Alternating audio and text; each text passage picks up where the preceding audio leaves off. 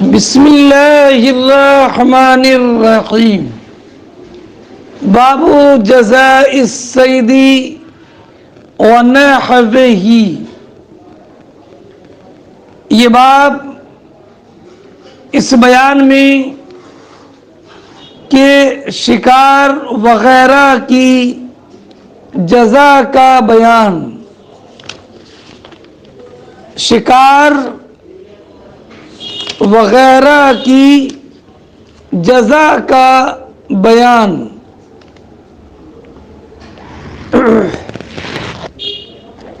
ونحوہ سے مراد کہ جیسے اگر حرم کے شکار کو بھڑکا دیا یا حرم کے پیڑ کاٹ دیے تو ان کی جزا کیا ہوگی۔ قرآن کریم کی آیت مبارکہ امام بخاری رضی اللہ تعالی عنہ نے پیش کی ہے، لیکن اس سے پہلے چند مسائل شکار سے متعلق سن لیجئے۔ خشکی کا وحشی جانور، اس کا شکار کرنا یا اس کی طرف شکار کرنے والے کو اشارہ کرنا یا کسی طرح شکار پر رہنمائی کرنا، یہ سب کام محرم کے لیے حرام ہیں اور سب میں کفارہ واجب، اگرچہ اس کے کھانے میں مضطر ہو یعنی بھوک سے مرا جاتا ہو، تب بھی حرم کا شکار کرنا حرام ہے۔ کفارہ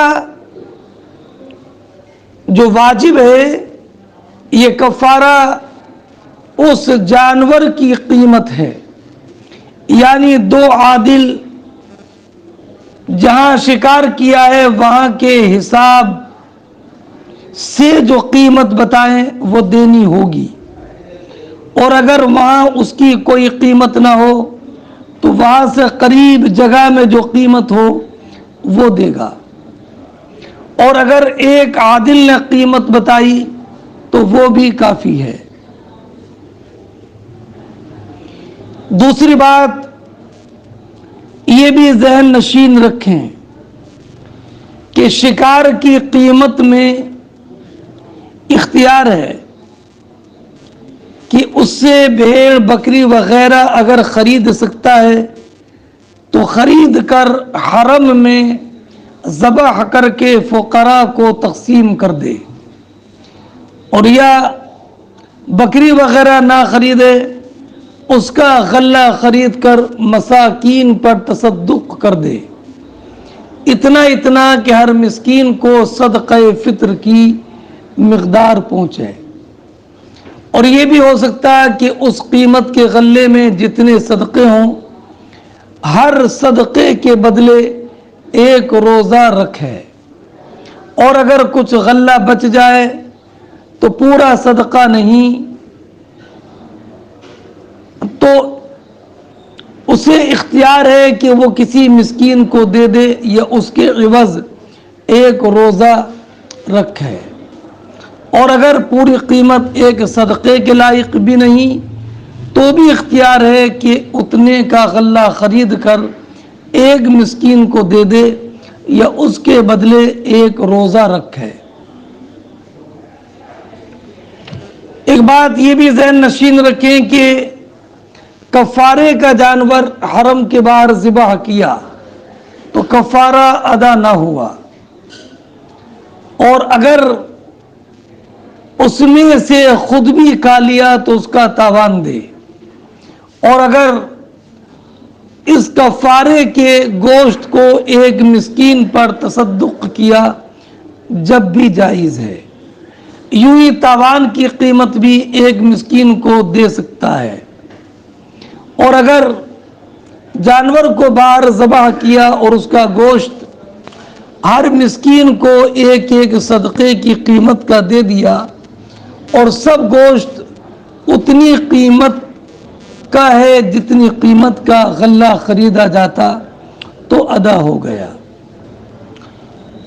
یہ مسئلہ بھی ذہن نشین رکھیں کہ قیمت کا غلہ تصدق کرنے کی صورت میں ہر مسکین کو صدقہ کی مقدار دینا ضروری ہے. کم و بیش دے گا تو ادا نہ ہوگا، کم دیا تو کل نفل صدقہ ہو گیا، اور زیادہ دیا تو زیادہ تو ایک صدقے سے جتنا زیادہ دیا نفل ہے. یہ اس صورت میں ہے کہ ایک ہی دن میں دیا، اور اگر کئی دن میں دیا اور ہر روز پورا صدقہ یوں ایک مسکین کو کئی صدقہ دے سکتا ہے. اور یہ بھی ہو سکتا ہے کہ ہر مسکین کو ایک ایک صدقے کی قیمت دے.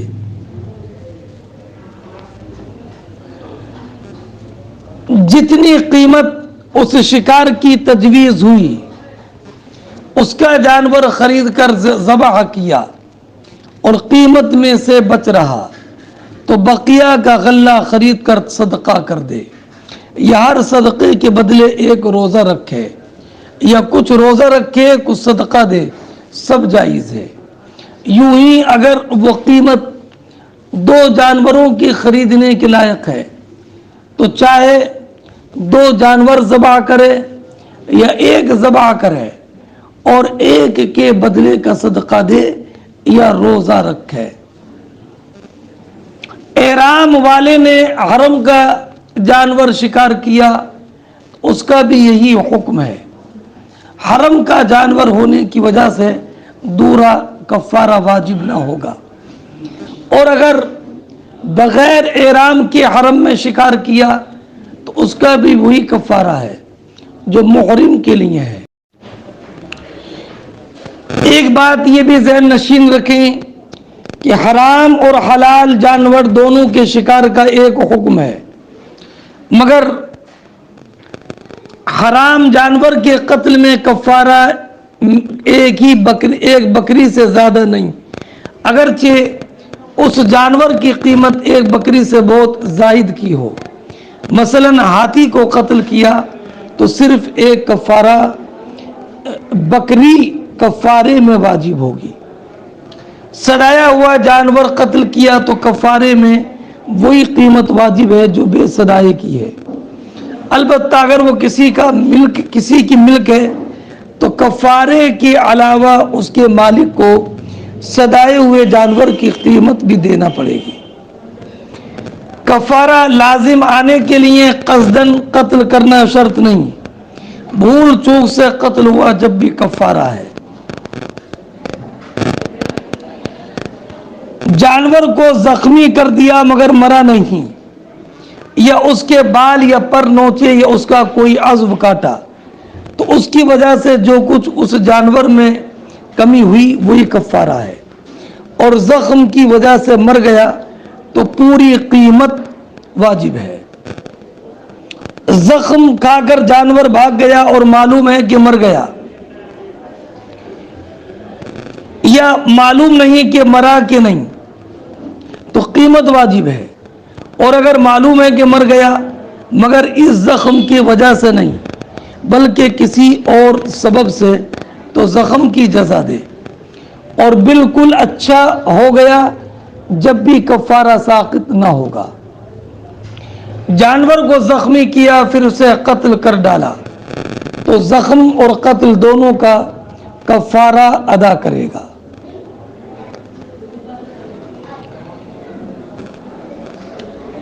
پرند کے پر نوچ ڈالے یا چوپایا کے ہاتھ پاؤں کاٹ ڈالے پھر کفارہ دینے سے پہلے اسے قتل کر دیا تو ایک ہی کفارہ ہے. اور کفارہ ادا کرنے کے بعد قتل کیا تو 2 کفارے، ایک زخم کا اور دوسرا قتل کا. اور اگر زخمی کیا پھر وہ جانور زخم کے سبب مر گیا تو ایک ہی کفارہ، خواہ مرنے سے پہلے دیا ہو یا بعد میں. یہ مسائل میں نے بار شریعت سے آپ کے سامنے پیش کیے ہیں. اب سنیے قرآن کریم کی آیت مبارکہ. قرآن کریم ارشاد فرماتا ہے لا تقتلوا الصید وأنتم حرم ومن قتله منكم متعمدا. پوری آیت کریمہ یہاں یہ ہے یا ایھا الذین آمنوا لا تقتلوا الصید وانتم حرم. اے ایمان والو شکار نہ مارو جب تم احرام میں ہو. احرام میں ہو، میں نے آپ کے سامنے عرض کیا کہ محرم پر شکار یعنی خشکی کے کسی وحشی جانور کو مارنا حرام ہے. ایسی جانور کی طرف شکار کرنے کے لیے اشارہ کرنا یا کسی طرح بتانا بھی شکار میں داخل اور ممنوع ہے. ہاں کاٹنے والا جیسے کتا، کوا، بچھو، چیل، چوہا، بھیڑیا اور سانپ، ان جانوروں کو حدیث میں فواسق فرمایا گیا اور ان کے قتل کی اجازت دے دی گئی. اس لیے ان کو مارنے میں کوئی کفارہ نہیں ہے. مچھر، پسو، چونٹی، مکھی اور حشرات الارض اور حملہ آور درندوں کو مارنا معاف ہے. آگے قرآن فرماتا ہے وَمَنْ قَتَلَهُ مِنْكُمْ مُتَعَمِّدًا فَجَزَاءٌ مِثْلُ مَا قَتَلَ مِنَ النَّعَمِ. جو تم میں اسے قصداً قتل کرے،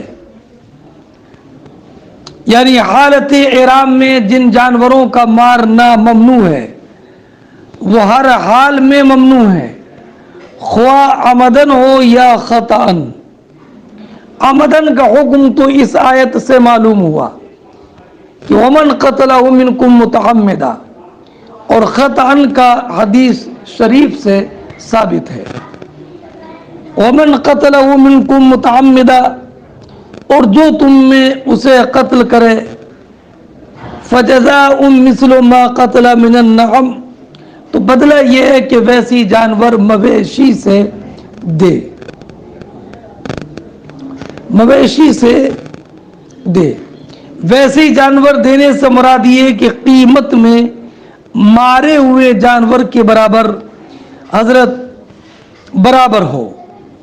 حضرت امام اعظم امام ابی یوسف رضی اللہ تعالی عنہما کا یہی قول ہے، اور امام محمد امام شافعی رحمت اللہ تعالی علیہما کے نزدیک خلق و صورت میں مارے ہوئے جانور کے مثل مراد ہے، اور امام اعظم کے نزدیک قیمت میں مارے ہوئے جانور کے برابر. یحکم بہ ذوی عدل منکم، تم میں کے دو ثقہ آدمی اس کا حکم کریں. دو ثقہ آدمی یعنی اس کی قیمت کا اندازہ کریں، اور قیمت وہاں کی معتبر ہوگی جہاں شکار کیا گیا یا اس کے قریب کے مقام کی. ہدیم بالغ الکعبہ، یہ قربانی ہو کعبے کو پہنچتی،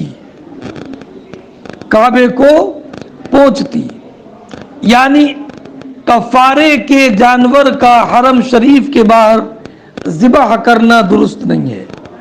مکہ مکرمہ میں ہونا چاہیے اور عین کعبہ میں ذبح جائز نہیں.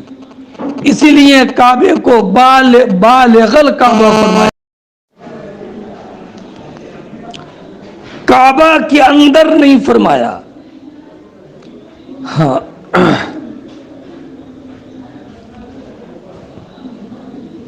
ہاں اور اگر کفارہ کھانے سے ادا کرے یا روزے سے ادا کیا جائے کہ کھانا کھلائے مسکینوں کو، تو اس کے لیے مکہ مکرمہ میں ہونے کی قید نہیں ہے، باہر بھی جائز ہے.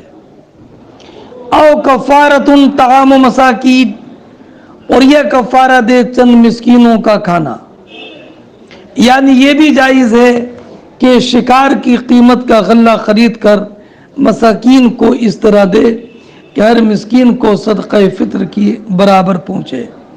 اور یہ بھی جائز ہے کہ اس قیمت میں جتنے مسکینوں کے ایسے حصے ہوتے اتنے روزے رکھے، او عدل ذالک صیاما، یا اس کے برابر روزے، لیذوق وبال امری، یہ اس لیے ہے کہ تاکہ اپنے کام کا وبال چکھے، عفا اللہ عما سلف، اللہ نے معاف کیا جو ہو گزرا، یعنی اس حکم سے قبل جو شکار مارے، ومن عاد فینتقم اللہ من، اور جو اب کرے تو اللہ اس سے بدلہ لے گا، واللہ عزیز ذو انتقام، اور اللہ غالب ہے بدلہ لینے والا، احل لکم صید البحر وطعامہ متاعا لکم وللسیارہ، حلال ہے تمہارے لیے دریا کا شکار اور اس کا کھانا تمہارے اور مسافر کے فائدے کو، وحرم علیکم صید البر ما دمتم حرما، اور تم پر حرام ہے خشکی کا شکار، خشکی کا شکار۔ اس آیت میں یہ مسئلہ بیان فرمایا گیا کہ محرم کے لیے دریا کا شکار حلال ہے، اور خشکی کا حرام۔ دریا کا شکار وہ ہے جس کی پیدائش دریا میں ہو، اور خشکی کا وہ جس کی پیدائش خشکی میں ہو۔ وحرم علیکم صید البر، اور تم پر حرام ہے خشکی کا شکار، ما دمتم حرما، جب تک تم احرام میں ہو، واتقوا اللہ الذی الیہ تحشرون، اللہ سے ڈرو جس کی طرف تمہیں اٹھنا ہے۔ یہ آیت کریمہ امام بخاری نے ذکر کی ہے، اور اس کی میں نے مختصر تفسیر خزائن العرفان کے حوالے سے ذکر کی۔ باب وَإِذَا صَادَ الْحَلَالُ فَأَعَادَ لِلْمُحْرِمِ الصَّيْدَ أَكَلَ، یہ بات اس معنی میں کہ جب بغیر احرام والا شکار کرے، جو احرام میں نہیں ہے وہ شکار کرے، اور محرم کو احرام والے کو بطور تحفہ دے، اکلہ، تو اس کے لیے وہ کھانا جائز ہے، یعنی حالت احرام میں شکار کرنا حرام ہے، لیکن اگر حلال غیر محرم نے شکار کیا اور شکار کیا ہوا محرم کو کھانے کے لیے دے دیا تو یہ جائز ہے، اس میں کوئی قباحت نہیں ہے۔ ولم یرا ابن عباس وانس بالذبح بأسا، فرماتی ہیں حضرت عبداللہ ابن عباس رضی اللہ تعالی عنہما اور انس ابن مالک رضی اللہ تعالی عنہ اس میں کوئی حرج نہیں سمجھتے تھے کہ محرم ذبح کر دے، لیکن جس کو ذبح کرے وہ ہوا غیر الصید، وہ شکار نہ ہو، یعنی اگر حالت احرام والا شکار نہیں بلکہ جو جانور شکار کا نہیں ہے اگر اس کو ذبح کر دے تو اس میں کوئی حرج نہیں ہے، مثلا اونٹ، گائے، مرغی، اگر جو شکار نہیں ہے اگر یہ احرام والا ذبح کر دے تو اس میں کوئی حرج نہیں ہے۔ محرم کے لیے شکار کرنا حرام ہے، لیکن جو شکار نہیں ہے اونٹ، گائے اور بکری اگر اس کو ذبح کر دے محرم تو اس میں کوئی حرج نہیں ہے۔ نہ والابل والغنم والبقر والدجاج والخیل، جیسے کہ اونٹ، بکری، گائے، مرغی، گھوڑا۔ یقال عدل مثل فإذا كسرت قلت عدل فهي زینۃ، فرماتے امام بخاری رضی اللہ تعالی عنہ کہ قرآن میں عدل اس کا معنی مثل یعنی برابر کے ہیں، اور اگر عین کو کسرہ کے ساتھ پڑھو عدل تو اس کے معنی زینۃ، یعنی یہ عدل پڑھیں گے تو اس کے معنی ہم وزن کے ہیں، ہم وزن کے ہیں۔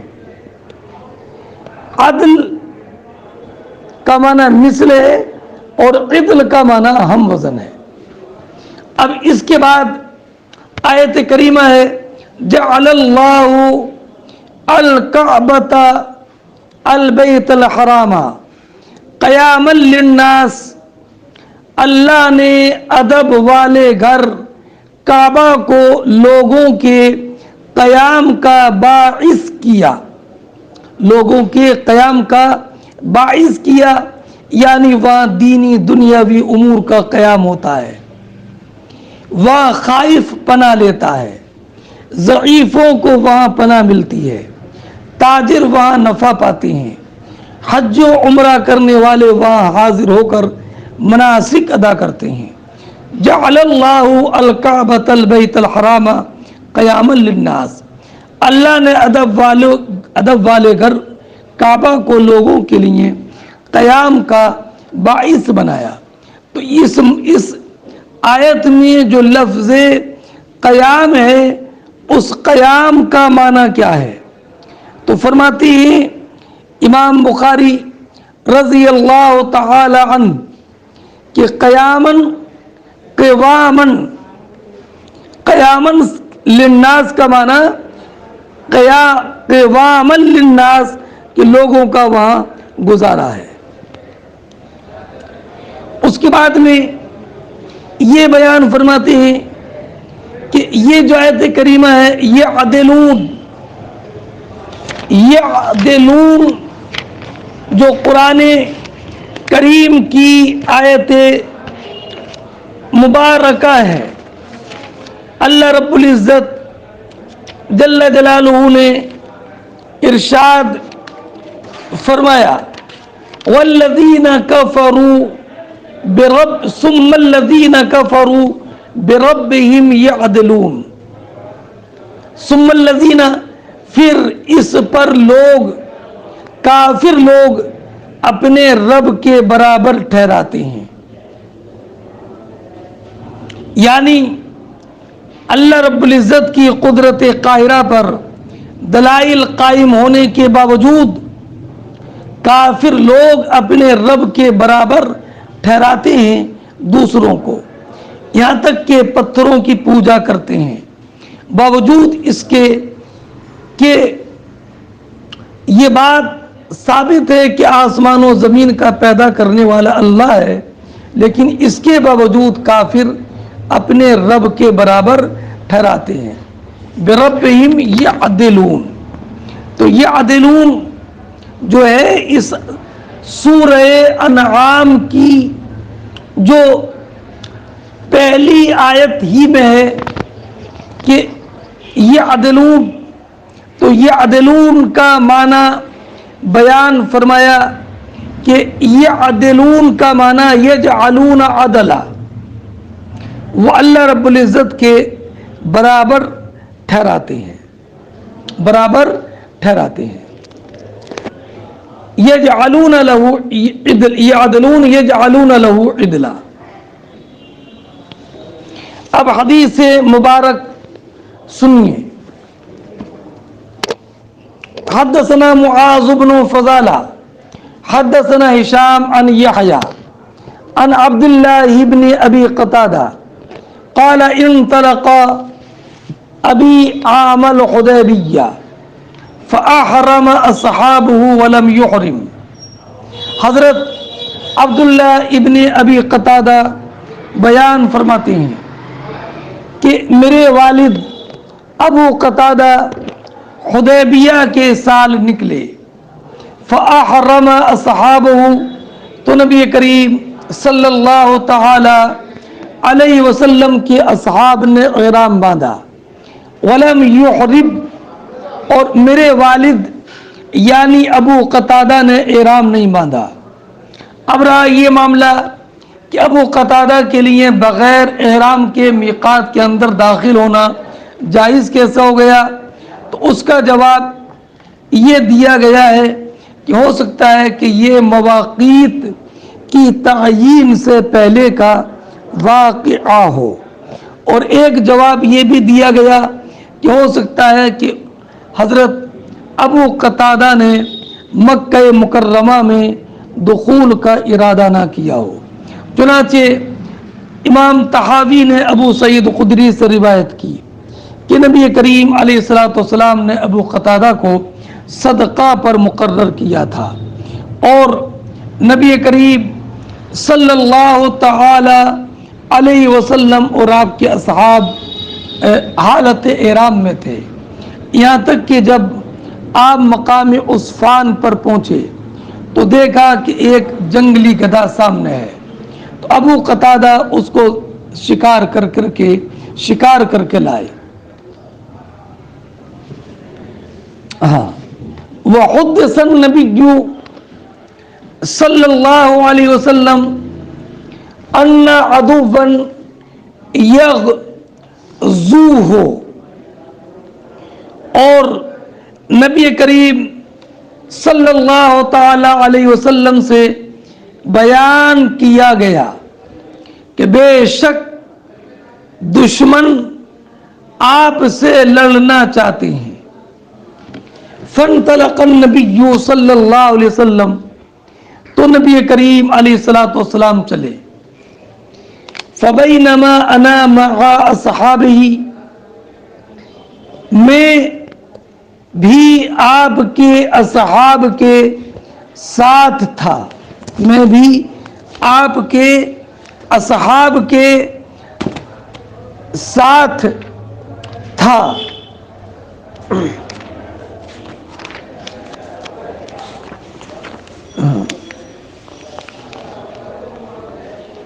تضاحك بعضهم إلى بعض، تضاحك بعضهم إلى بعض، اور ایک روایت میں يضحك بعضهم إلى بعض۔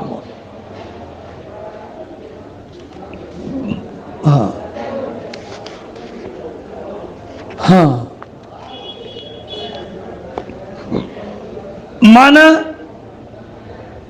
کہ بعض کو دیکھ کر ہنسنے لگے۔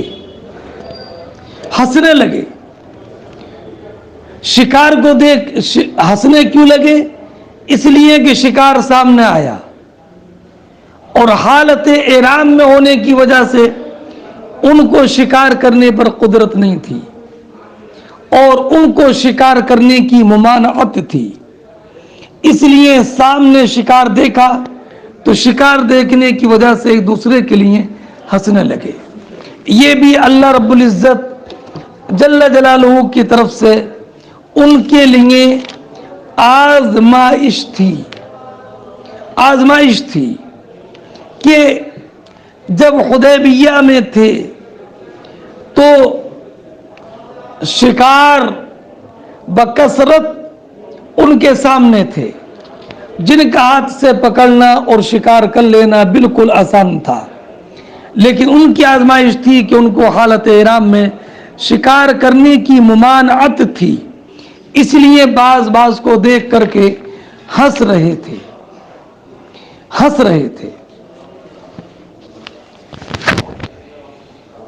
فرماتے ہیں ابو قتادہ، فنظرت فَإِذَا أَنَا بِحِمَارٍ وَحْشٍ فَحَمَلْتُ عَلَيْهِ، تو میں نے دیکھا کہ ایک جنگلی گدھا جا رہا ہے۔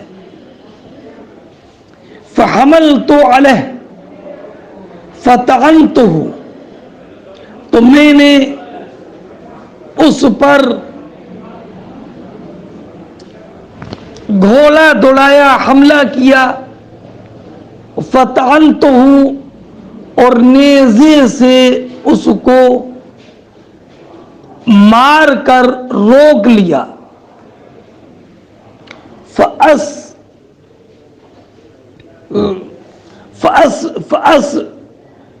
فَأَثْبَتْتُهُ، تو میں نے وہ نیزہ اس میں گاڑ دیا۔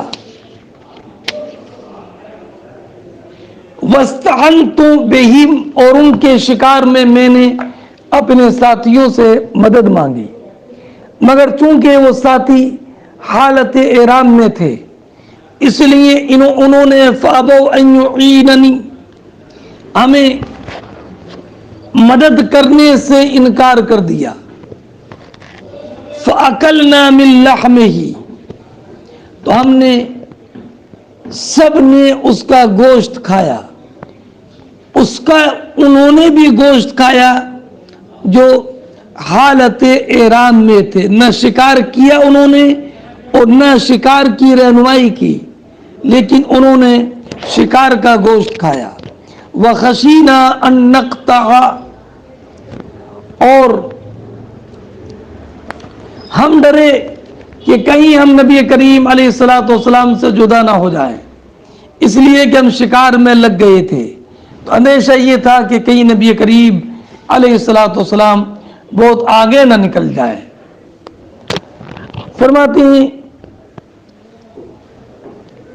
فَطَلَبْتُ النَّبِيَّ صلی اللہ علیہ وسلم أَرْفَعُ رَأْسِي، تو میں نے شاذن و اسیر و شاذا، فرماتی ہیں تو میں نے نبی کریم صلی اللہ تعالی علیہ وسلم کو ڈھونڈا. ارفع راسی شاذن، کبھی میں نے گھوڑا تیز چلایا، واسیر و شاذن، اور کبھی آہستہ. فلقیت رجلا من بنی غفار فی جوف اللیل، تو میں نے نبی کریم تو میں نے آدھی رات کے وقت قبیلہ غفار کے ایک آدمی سے میری ملاقات ہوئی. فقلت أين تركت النبي صلی اللہ علیہ وسلم، تو میں نے معلوم کیا کہ آپ نے نبی کریم علیہ الصلوۃ والسلام کو کہاں چھوڑا ہے. قال ترکتہ بطعہنا، انہوں نے کہا کہ میں نے نبی کریم علیہ الصلوۃ والسلام کو مقام تعہین میں چھوڑا ہے. وَهُوَ قَائِلٌ لِلسُّقْيَا، اور آپ کا ارادہ یہ تھا کہ مقام سقیہ پہنچ کر کے قیلولہ کریں گے، رات کا دوپہر کا کھانا کھا کر ہم آرام کریں گے. فقلت الغرض، میری ملاقات نبی کریم علیہ الصلوۃ والسلام سے ہوئی.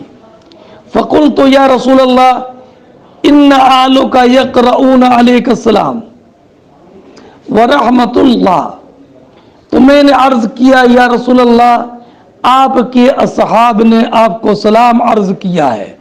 انہم قد خشوا ان یقتطعوا دونک، یا رسول اللہ وہ ان کو یہ اندیشہ ہے کہ کہیں آپ ان سے جدا نہ ہو جائیں. فانتظرہم، یا رسول اللہ آپ ان کا انتظار کیجئے.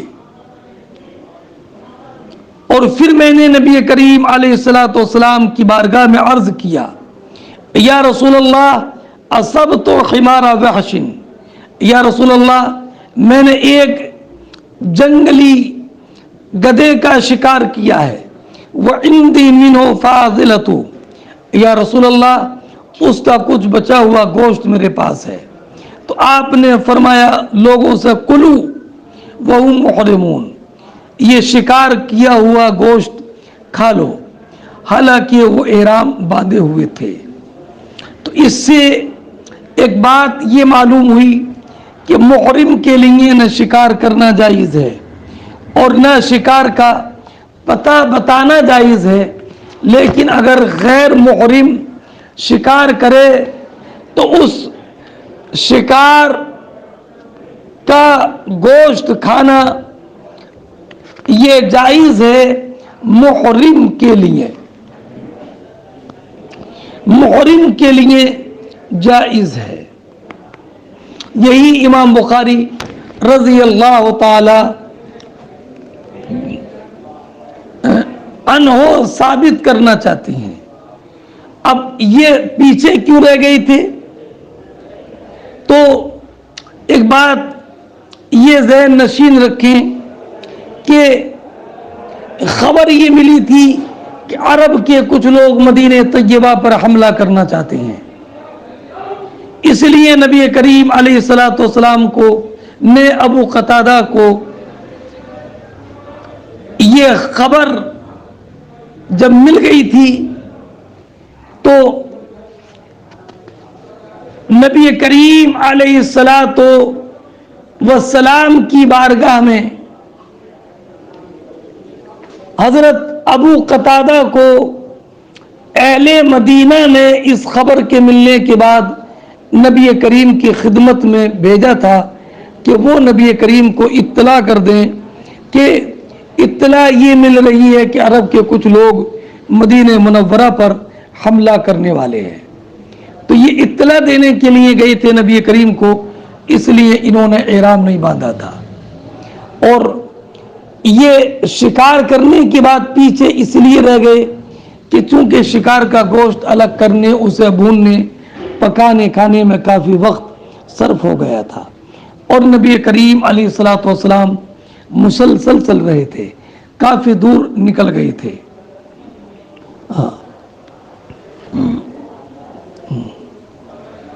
اور یہ جو کہا نا تعین ایک مقام کا نام ہے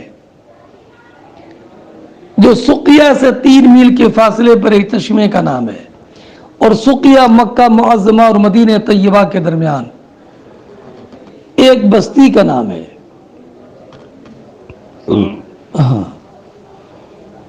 اور جب حضرت ابو قتادہ نے قبیلہ غفار کے لوگوں سے معلوم کیا تھا تو غفاری نے جو بتایا تھا ان کا مطلب یہ تھا کہ ہم نے حضور کو مقام تعین میں چھوڑا ہے اور حضور سقیہ پہنچ کر قیلولہ کا ارادہ رکھتے ہیں.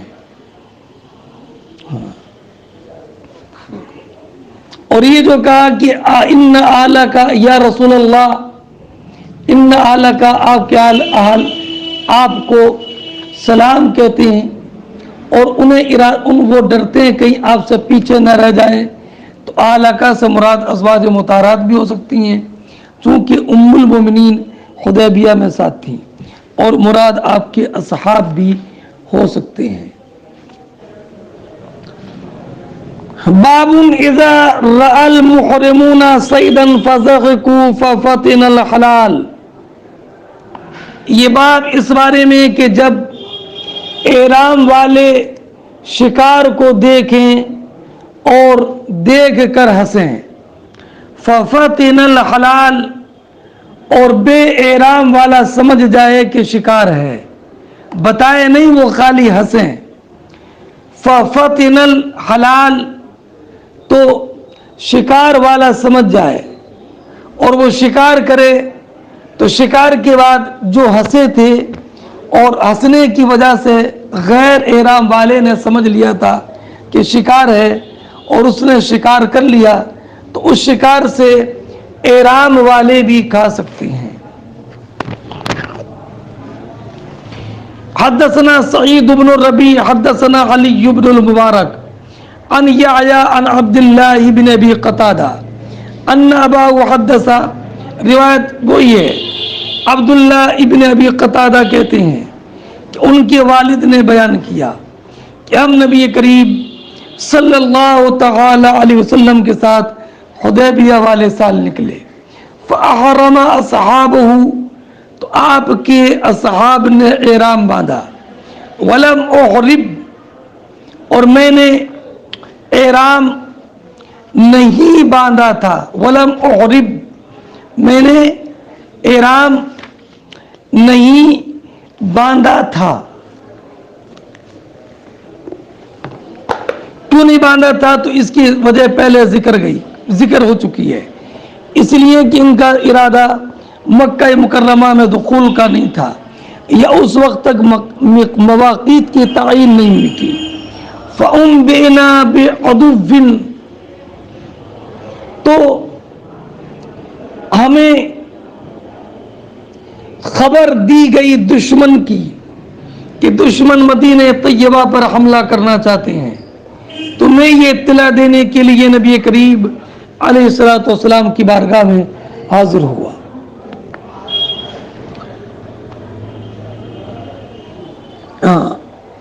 بغیر قطع فتوجہنا نحوہم،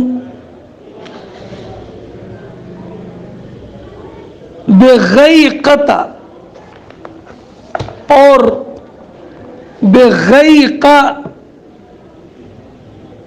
یہ ایک جگہ ہے مکہ اور مدینہ کے درمیان، بنی غفار کے شہروں میں ایک جگہ ہے غیقہ۔ جب ہم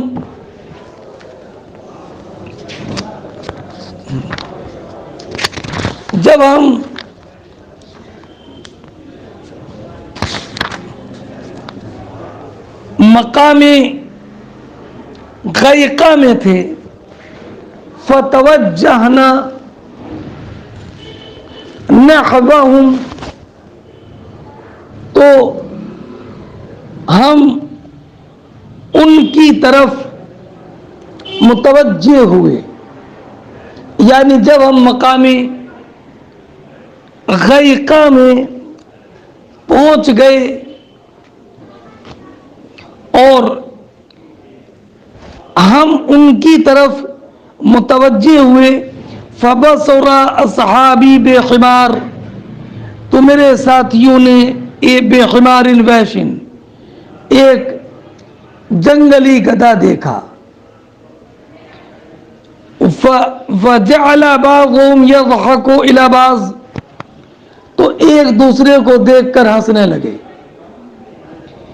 اور انہوں نے اشارہ نہیں کیا کہ شکار قریب میں ہے، اس لیے کہ حالت احرام میں شکار بتانا بھی جائز نہیں ہے، ہنسے وہ، تو میں نے ہنسنے سے سمجھ لیا کہ شاید شکار ہے۔ فحملت علیہ الفرس، میں نے اس پر گھوڑا دوڑا دیا، فطعنتہ، تو میں نے اس کو نیزہ مارا، اور میں نے نیزہ اس میں گاڑ دیا، یعنی اس کا شکار کر لیا، فاستعنتم، تو میں نے اس کے شکار کرنے میں ان سے مدد مانگی جو کہ حالت احرام میں تھے، فابوا ان یعینونی، تو انہوں نے میری مدد کرنے سے انکار کر دیا، فاکلنا منہ، تو ہم نے سے اس میں سے کھایا، ثم لحقت برسول اللہ، اس کے بعد میں نبی کریم علیہ الصلوۃ والسلام کی بارگاہ میں حاضر ہو گیا، وخشینا ان نقتطع،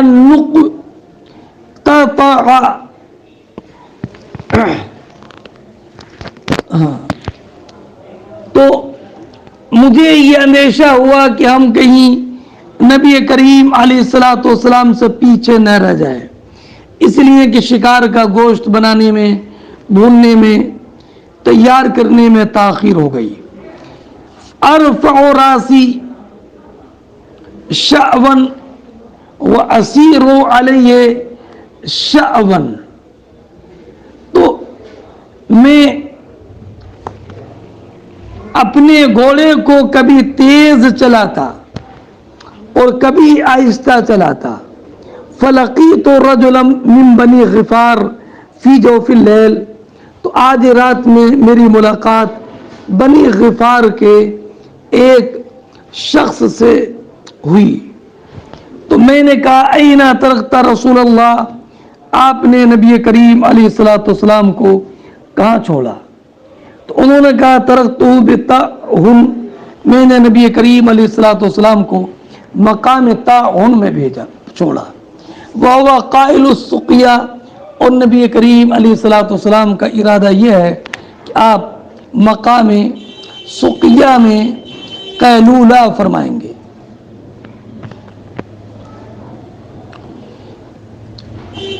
اب فرماتے ہیں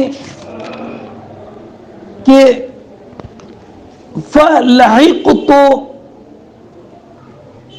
کہ میری ملاقات، میں نبی کریم علیہ الصلوۃ والسلام کی بارگاہ میں حاضر ہو گیا، تو میں نے عرض کیا یا رسول اللہ ان اصحابک ارسلوا یقرؤون علیک السلام ورحمۃ اللہ وبرکاتہ، یا رسول اللہ آپ کے اصحاب نے آپ کو سلام عرض کیا ہے۔ وَإِنَّهُمْ قَدْ خَشَوْا أَن يَقْتَطِعَهُمُ الْعَدُوُّ دُونَكَ فَانْظِرْهُمْ، اور میں نے عرض کیا یا رسول اللہ علیہ الصلاۃ والسلام،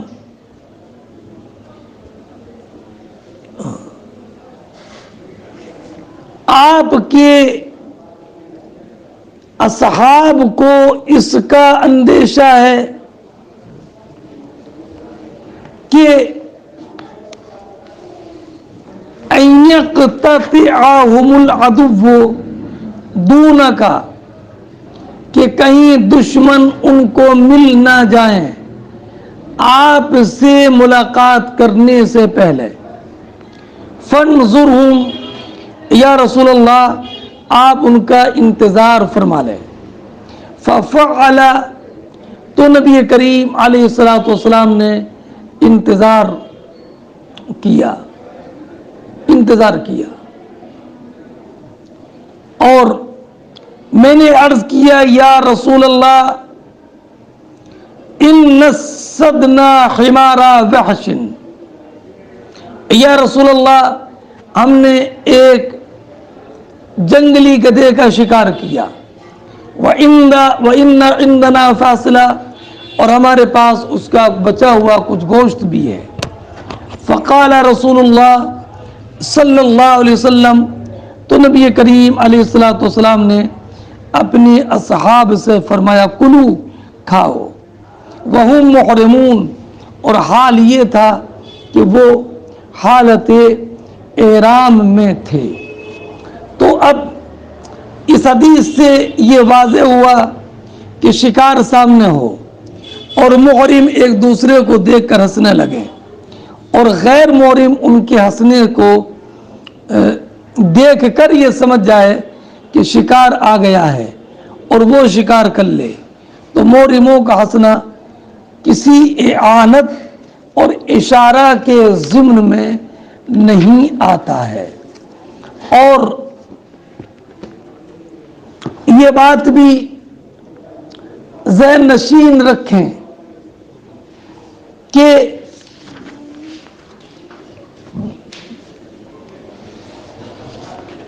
اس حالت میں اگر اور حالت احرام ہے اور حالت احرام میں شکار کر لیا، تو حالت احرام میں اگر شکار تو نہیں کیا ہے لیکن شکار کا اگر گوشت کھا لیا تو یہ ممنوع نہیں ہے۔ باب لا يعين المحرم الحلال في قتل الصید، یہ باب اس بارے میں کہ احرام میں جو شخص ہے وہ شکار کرنے میں غیر محرم کی اعانت نہیں کرے گا، یعنی بلا احرام والا اگر شکار کر رہا ہے تو احرام والے کو شکار کرنے میں اس کی مدد کرنا جائز نہیں ہے۔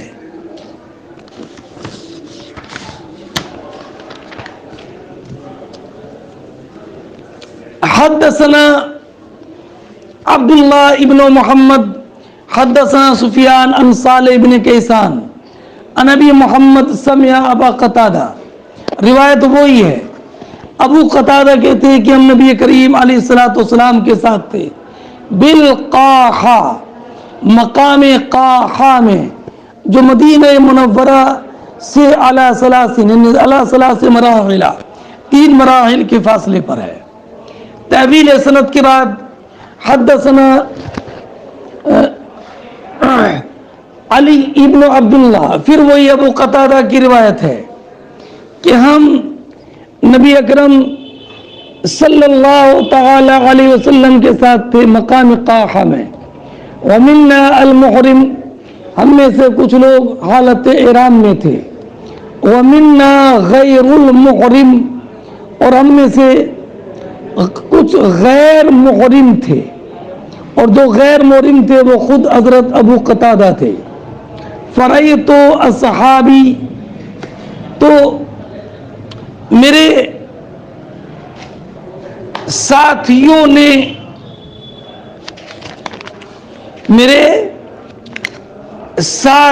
نے، یتراءون شیئا، میرے ساتھیوں نے دیکھا، ہاں،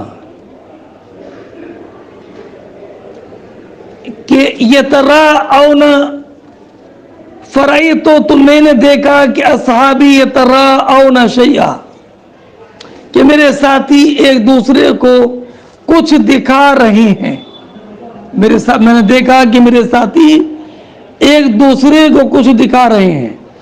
فنظرت، تو میں نے دیکھا، فاذا حمار وحش، تو ایک جنگلی گدھا ہے، یعنی وقع صوتہ، ان کی مراد یہ تھی کہ ان کا کوڑا گر گیا، اور اپنے ساتھیوں سے اسے اٹھانے کے لیے انہوں نے کہا، فقالوا لا يعينك، تو انہوں نے کہا کہ ہم تمہاری کچھ بھی مدد نہیں کر سکتے، اس لیے کہ ہم احرام میں ہیں۔ فتناولته، فأخذته، ثم أتيت الحمار من وراء أكمة فعقرته، تو اس جنگلی گدھے کے پاس ایک ٹیلے کے پیچھے سے آیا، فعقرته، تو میں نے اسے شکار کر لیا، فأتيت به أصحابي، تو میں اسے لے کر اپنے ساتھیوں کے پاس آیا۔ فقال بعضهم كلوا، تو بعض نے تو یہ کہا کہ یہ کھا لو، ہمیں بھی کھا لینا چاہیے۔ وقال بعضهم لا تاكلوا، اور بعض نے کہا کہ مت کھاؤ، تم احرام میں ہو۔ فاتیت النبی صلی اللہ علیہ وسلم، تو میں اپنے ساتھیوں کے پاس آیا، فاتیت النبی، تو میں نبی کریم علیہ السلام کے پاس آیا، وَهُوَ أَمَامَنَا، اور نبی کریم علیہ السلام ہمارے آگے تھے۔ فَسَأَلْتُ، تو میں نے حضور سے یہ مسئلہ معلوم کیا، تو آپ نے فرمایا کُلُوهُ حلال، کھا لو، اس کا کھانا حلال ہے۔ اس سے یہ معلوم ہوا کہ محرم کو خشکی کے وحشی جانور کا شکار کرنا، یا اس کی طرف شکار کرنے کو اشارہ کرنا، یا کسی طرح بتانا، یا شکار کرنے میں مدد کرنا، یہ سب حرام ہے، اور سب میں کفارہ واجب ہے۔ اس حدیث سے یہ معلوم ہوا کہ غیر محرم نے شکار کیا تو محرم اسے کھا سکتا ہے، اگرچہ غیر محرم ہی کے لیے شکار کیا ہو، مگر شرط یہ ہے کہ محرم نے نہ اسے شکار کا پتہ بتایا ہو، نہ حکم کیا ہو، اور نہ کسی طرح اس کام میں اعانت کی ہو۔ اور یہ بھی واضح ہوا کہ محرم کو گائے، بکری ہے نا، اور جنگلی گدھا جو گوخر ہے، ان جانوروں کا گوشت کھانا جائز ہے۔ اگلی روایت، اگلا عنوان ہے باب لا یشیر المحرم الی الصید لکی یصطادہ الحلال، یہ باب اس بارے میں کہ غیر محرم کے شکار کرنے کے لیے محرم شکار کی طرف اشارہ بھی نہیں کرے گا۔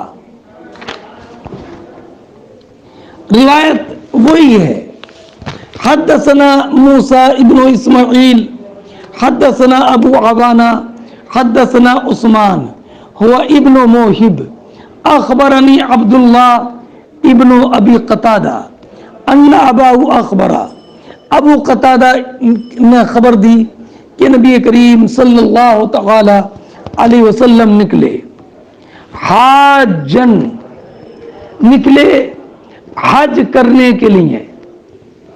لیکن علامہ اسماعیلی نے کہا کہ یہ غلط ہے، اس لیے کہ یہ سب کے سب جو یہ واقعہ ہے یہ عمرے کا ہے اور حج کے لیے نکلنے کا واقعہ وہ الگ ہے.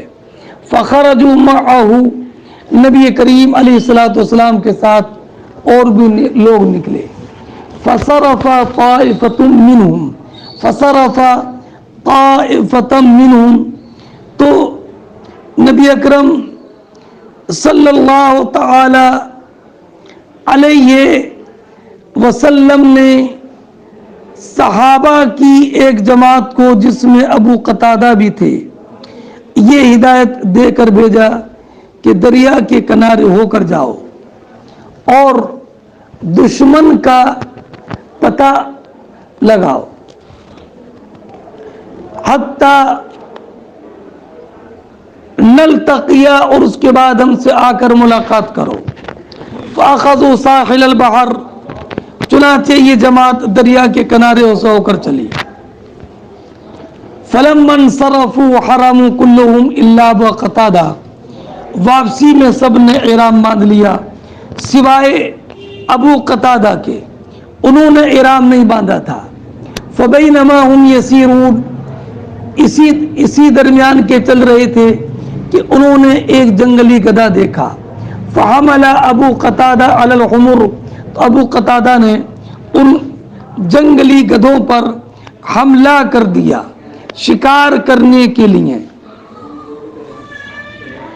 اور فعقر منها اتانا، ان میں سے ایک مادہ کا شکار کر لیا. فنزلوا، تو ایک جگہ ٹھہرے. فاکلوا من لحمها، اس کا گوشت کھایا. فقالوا، تو بعض لوگوں نے کہا کہ ہم حالت احرام میں ہیں. ناکل لحم الصید، اور حالت احرام میں شکار کا گوشت کھا رہے ہیں. چنانچہ فحملنا ما بقی من لحم الاتان، اس مادہ جنگلی گدھے کا مادہ کا جو گوشت باقی رہ گیا تھا وہ ہم ساتھ لے کر آئے. فقال،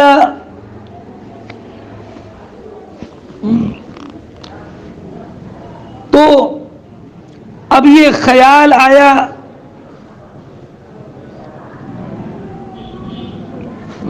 تو جب نبی کریم علیہ الصلوۃ والسلام کی خدمت میں آئے تو نبی کریم علیہ الصلوۃ والسلام نے ارشاد فرمایا،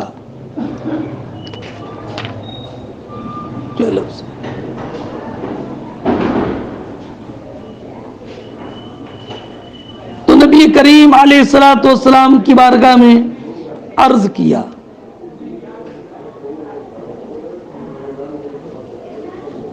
فلما اتوا رسول اللہ، جب نبی کریم صلی اللہ علیہ وسلم کی بارگاہ میں حاضر ہوئے. فقالوا یا رسول اللہ انا كنا حرمنا، کہ ہم نے یا رسول اللہ احرام باندھا تھا اور ابو قتادہ نے احرام نہیں باندھا. فرینا حمر وحش، تو ہم نے ایک جنگلی گدھے کا شکار کیا. فحمل، دیکھا تو فحمل علی ابو قتادہ، ابو قتادہ اس پر جھپٹ پڑے. فعقر من اتانا، تو انہوں نے ان میں سے ایک مادہ کا شکار کر لیا.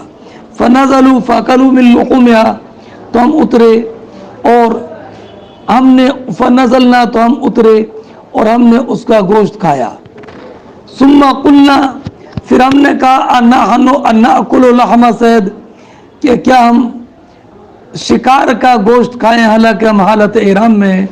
فحملنا ما بقی من لحمها، تو اس کے گوشت میں سے جو بچا تھا ہم اس کو لے آئے. تو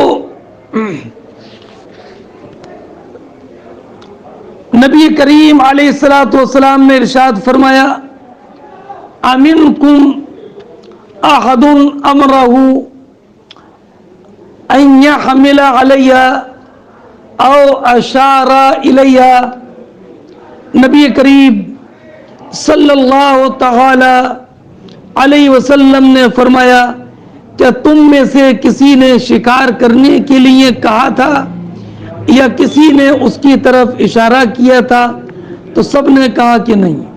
تو پھر نبی کریم علیہ الصلوۃ والسلام نے حکم دیا کلوا ما بقی من لحمھا، اس کا گوشت جو بچا ہے اس میں سے کھا لو۔